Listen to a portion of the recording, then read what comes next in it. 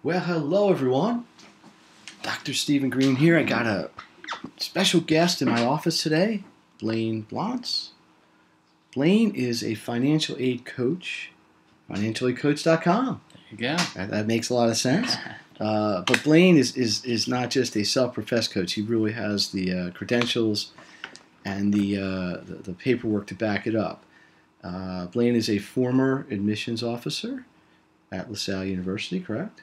Correct, and financial aid as well. Financial aid. So he really, he's got a lot of background in this, and he's going to share some excellent insights for us, especially if you're a family who's going to be sending a child to college in the next couple of years. So, Blaine, we're calling this How to Pay for College. Correct. That's a big issue for a lot of people, navigating the financial process. We got 6 steps, so let's get into it here. Oh, look at this. See, Blaine's got an advantage. He's a attractive young guy. I'm an old guy. But, yeah, it's funny. I got a criticism from somebody, we never see you. You're just talking. You go. So that's what we look like. Got the photos. Yeah, we do have some good photos there. Anyhow, so that's how you get a hold of Blaine. But we'll repeat this. That's how you get a hold of me. So here's what we got. There are 6 steps. Why don't you just go through them? We're going to talk about them a lot more. So let's just list them. Step 1 is? We got determine need-based aid eligibility. And then from there? We've got determine scholarships available. And then you... looking to apply to the school. And hopefully get in. Hopefully get in. And after that, then you've got to complete some financial aid forms, and we'll go over what those could be. Exactly. We look at comparing the award letters once we've got our schools we've applied to, completed the forms, and then ultimately, once we make the decision, we determine how to pay for the rest. Rest of the tuition. Rest of the tuition. Okay. So here's a little timeline. Some people might say, my kid's halfway through their senior year, but you can always plug in at some point. So absolutely. This process is kind of ongoing. So typically you're going to take the first 2 as early as you can. Yes. Once you apply to school, most people fall senior year. Yes. Financial aid forms a little later in the year, and so on and so on. So it's a process. And where do you actually come in here? What would your entry point be? No, absolutely. So from step 1, that's where I would come in. The goal is to, as soon as possible, preferably before we're applying to schools, determine what role financial aid is going to have in the family's picture. So if they're going to qualify for aid or not. And like you said, that can be something preferably junior year, but it's something we can be doing all the way up until January senior year when they're filling out their financial aid forms and their actual financial aid forms. Now, is the point where it's too early? Like if somebody had a 8th grader, is it just at that point you just wait, or you still go out and collect information? Yeah, it doesn't hurt. It doesn't hurt for planning purposes. If you've still got some years there to save, but for getting a more accurate idea of what the impact of financial aid is going to be, that's going to have to be a little bit closer to senior year. So eligibility basically means what you would be entitled to? Is that the right word to use here? Yeah, no, absolutely. So you think of terms like estimated family contribution. That's what they're going to be using on the FAFSA, and that. When you say that, you mean admissions. So, yeah, through the financial aid process, and that's what they use to determine. The schools use to determine how much in financial aid they're going to be giving the students. Okay. So what I found is a lot of students, parents, families in general are seeing the sticker price of a school, and they may discount a school and not even apply to it. But what I like to do is go through the process with them and allow them to see that they may actually be qualifying for financial aid, and not just the state and the federal aid. There are certain types of aid that are extended by the schools that are bridging the gap for those higher sticker prices. And a lot of people are very surprised to find that they are actually qualifying for aid despite what they consider to be large amounts of assets and income. So what you're basically saying is you shouldn't discount. Let's say I have a client. The student wants to go to George Washington. I don't know where it ranks, but it's probably in the top 10 cost-wise in the country. And the parents say, no, don't even apply there because we don't want to pay $65,000 to send you there. Yeah. So you're saying don't think that way. No, I would say that we should at least go through this process. Then we can see what it actually looks like on paper, and then it's going to give us a better idea of if the application is worth it. If there's any thought, if there's any fit socially or academically, I think it's worth applying because then you can go see what the aid is going to be. So the first step is you got to determine what you believe you're going to get. Exactly. And then from there, you look at the other end. Exactly. So you look from the need-based over there, and we determine if you're going to be qualifying for aid or not, and there's some steps we can take from there. And then after that, once schools are being decided upon, then we can look at school-specific scholarship lists. Okay. Can you give me an example? Sure. So we look at a school. You look at LaSalle. There are many different scholarships that you can apply for, and that can be applied to you coming in as a freshman at LaSalle University. They have certain requirements. You have to have certain certain things in your background, certain achievements being met. And what I do is go through and identify those opportunities, and then the families can reach out to the school to see if it is a fit, if it is indeed something that they would qualify for. Is it sometimes? I've had experiences with students I've worked with and families where it's sometimes even departmental. Correct. Yeah. I had a boy I worked with who went to school to study marine biology in Florida. And they actually had a scholarship specifically within that department. Exactly. I guess they were trying to build the department. The trick was figuring out it even exists. That's the thing. Because they don't necessarily even advertise all these. Talk about the merit for a second. That's an expanding discussion. Correct. So it wasn't a big deal 3 or 5, 10 years ago. No, exactly. What's going on with that? So you've got the need basis, which we talked about on the financial aid side, thinking of what we qualify for. But the merit, just like you said, these schools, these universities are putting out money to encourage people to be coming to the schools, essentially. And that's how they are able to bridge the gap in some circumstances, talking about a George Washington compared to other state schools and things like that. So like you just said, the trick is knowing that they exist. And going through the process, and that's what helps families do. So just to recap for a second, basically we got 2 places you're probably going to draw money. One is if your financial package, AGI, etc., is in a certain situation, the school may say, hey, we're going to give you X%. Correct. Or X value. Correct. Then you've got scholarship grants. So this one is basically just going through the process. Because it's somewhat based on a formula, correct? Correct, absolutely. Right. It is very much. Whereas this is really where somebody like you would come in, or me, or a parent or a child would have to be a little more inquisitive about what's out there. Correct. Yeah, you do have to dig into a little bit more. Right. Now, with the first one, there are some ways to be, if we determine that there is eligibility, to go and maximize your eligibility. And then the other point there is if we aren't qualifying for aid, then we look at what are some ways that we can be paying for school that are most efficient. Okay. So those are the first 2, certainly your need-based aid and your merit-based. And the take-home message here is don't start these August 31st if you're going to school September 1st. The earlier the better, especially with the merit-based. Right. Those come and go quick. The need is a little bit more straightforward, but the merit-based, you've got to get started early. So let's talk about 3. At some point, you have to apply to college. Absolutely. This is really my forte.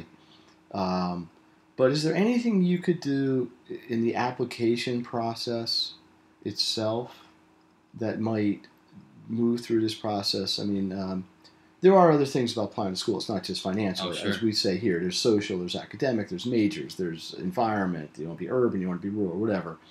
But what I'm hearing from you is don't rule school out just because of the cost. Exactly. That's why I really encourage families to go through the process of identifying what their aid eligibility is so that they can see and get a more accurate idea beyond the sticker price. Okay. And then that'll allow them to, again, not that they have to commit to the school, but that they should at least apply to it so that it's one of their options. Offhand, and this really is a little bit off script, but is there, and I'm sure this varies tremendously school to school, is there some percentage of students who get aid? There absolutely is. Half, 60, 20. Is there? What would you throw out there? No, what we use, and each school has that number, and that's presented by the College Board. And I use a service that mirrors the FAFSA, mirrors the CSS profile. Those financial aid forms collects data from the College Board, and it lets families know that exactly that information so that they can see what these schools individually so this is part of the discussion. Absolutely. If you got a high sticker price, yeah, but you also know that school gives 91% of their people aid, yep,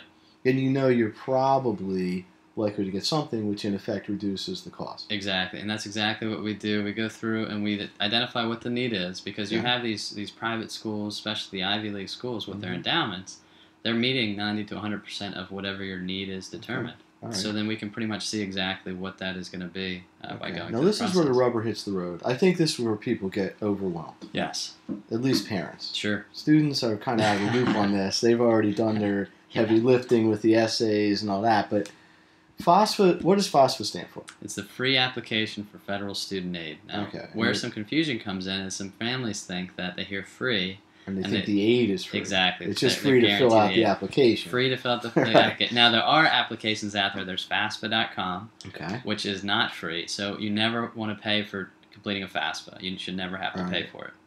Beautiful. So FAFSA is basically the federal standardized form that everybody can fill out. It's almost like a common app per se for financial aid. Exactly. So, and that's the difference between the FAFSA and the CSS profile, which you'll see next. And all CSS schools, stands for? So CSS is the profiles that are used by the independent private schools. Most of the Ivy League schools, Princeton has its own, very similar to CSS. All schools that want to give out federal funding have to have the FAFSA completed. Now the FAFSA goes live about January 1st. January 1st, correct. And each year, even if you have 26 kids in college, you got to redo it every year. You do, absolutely. Right. Yep, for each individual student. And it's, I can tell you, it's a little bit of an onerous process, and not something you're going to do over a cup of coffee for 5 minutes. No, you're right. Now, the nice thing is that year to year, you're going to have some refill in, and it's going to have your information already logged in. Now, by saying that, though, and you talk about the FAFSA as kind of onerous, the CSS profile is actually 3 times as long as the FAFSA. Oh. So what they're doing there, the reasoning behind it, I like to give the schools a little bit of justification here. That's okay. Justify away. Well, the reason is because those that are giving out the CSS profile, like I said,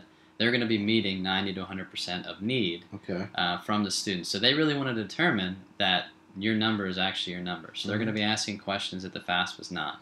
So basically, this is something you're looking to do in January, maybe by February. I think, isn't the deadline March 31st, or does that change? No, it's you think March 15th is one that you commonly see, but the sooner the better with the FAFSA. Right. Now, what you can do with the FAFSA, because to complete your official FAFSA, you've got to have your updated taxes, but you can do an estimated FAFSA, which will get your hat in the ring for these different types of scholarships out there. Okay. With the CSS profile, that's something that actually can become available even in the fall of senior year, not even having to wait until January. Gotcha. Some of these schools are going to make you all right. So in January, everybody's sitting around, they're filling these out, they're starting to communicate or some dialogue maybe with the schools, even if it's indirect. Now, hopefully, you get good news. Hey, you got into Temple, and we're offering you $10,000. Exactly. So this is what you're calling the award package. Exactly. Basically, that's the aid. it. Yes. You can substitute the word aid for award. Yeah. I like award. That sounds. It does sound better, like right? You're a trophy. I should have put a little trophy on the screen. All right. So normally, hopefully, good case scenario, a child is accepted into, let's just say 5 schools for talking purposes. They may have 5 different offers. Sure. So you're going to compare them. As a college admissions person and an educator, I generally don't advise people to shop schools on price. Sure. But it's a reality. Talk about how you can negotiate. Definitely. So let's talk about that, because I don't know if that's an easy thing or if it gets nasty or what happens there. No, I just encourage families to treat it like a business decision, because the schools certainly are. So like you said, if you go, you have to position it properly, and I work with families to give them essentially the scripts and how to ask for different things. Now, you're not going to want to go to the financial aid office and ask these things, because essentially, from working there, the experience is we can say, and we don't really have any in the financial aid office prerogative to increase your award, because it's based on the paperwork. It's based on the paperwork. Now, on the other side, the flip side of that, the admissions office, they are being paid to put, for lack of a better term, butts in seats.